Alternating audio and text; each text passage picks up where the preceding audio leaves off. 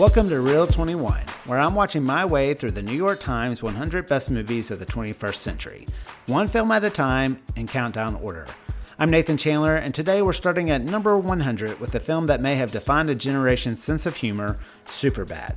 Back in 2007, Superbad hit theaters like a cultural earthquake, and then, at least for me, kind of got lost in the blur of Apatow-era comedies. You know the run.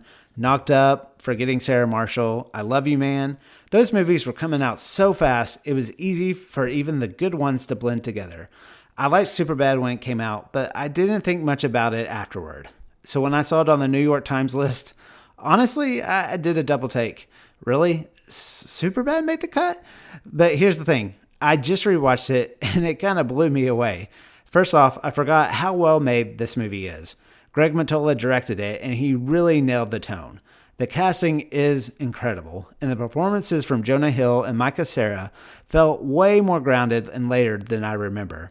These two completely embody the awkwardness, the intensity, the weirdness of that final stretch of high school.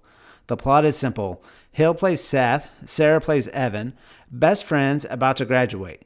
They get invited to a party and promise to bring alcohol. Enter Fogel, played by Christopher Mintz-Plasse, armed with a fake ID that just says McLovin. What follows is one wild, unpredictable night that manages to be both completely absurd and surprisingly sincere. What stood out to me on this rewatch is just how much heart this movie has. Yes, it is raunchy, very, very raunchy. Yes, it's about two teenage boys trying to lose their virginity, but there's also a real thoughtful, even progressive take on consent and relationships, especially for a comedy from that era. Emma Stone's character, Jules, isn't drinking at the party, and it's not treated like a joke. It's just real. It's just who she is. Jonah Hill is a firecracker in this. He is relentless, sometimes literally getting knocked around scene after scene. At some point, I was like, someone's got to check this guy out for a concussion. But the energy he brings is what powers the whole film.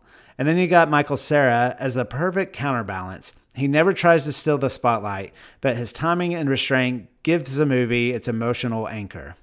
Now, let's talk about the one part that still doesn't quite work for me, and it's the cop subplot with Seth Rogen and Bill Hader.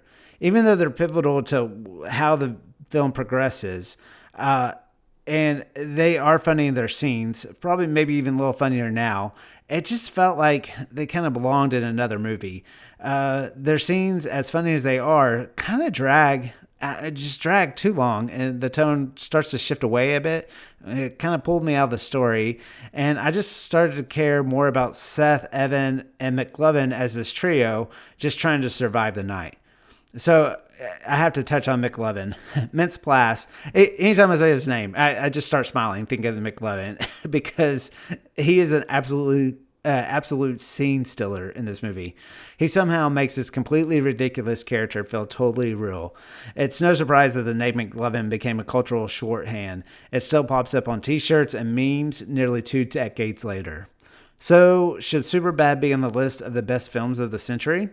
Honestly, I'm still kind of trying to figure that out. It's the first film I'm revisiting, so I've got 99 films to go, plus some more of the reader's picks. But I'll say this, it held up way better than I expected. I laughed harder, I felt more, and genuinely connected with the way it portrays those intense high school friendships.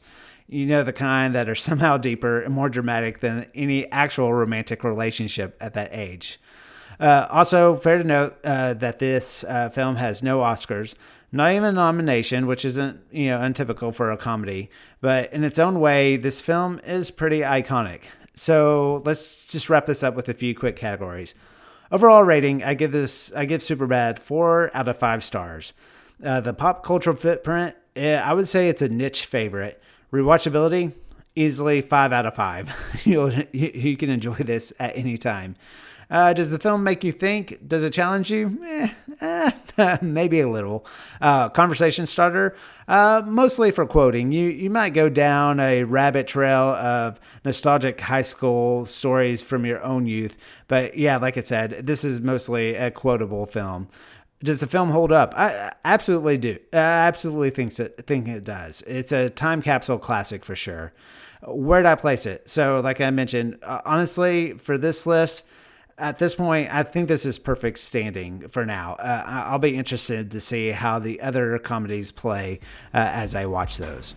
Thank you so much for listening to this first episode of Real 21. Up next, I'm headed into completely different territory with Bong Joon-ho's Memory of Murder. I've actually never seen it. I'm a big fan of his films, the few that I've seen, so I'm really excited. I'm going in totally fresh, and I'm really excited to dig into this one. Until next time, keep watching, stay curious, and trust the list, at least for now.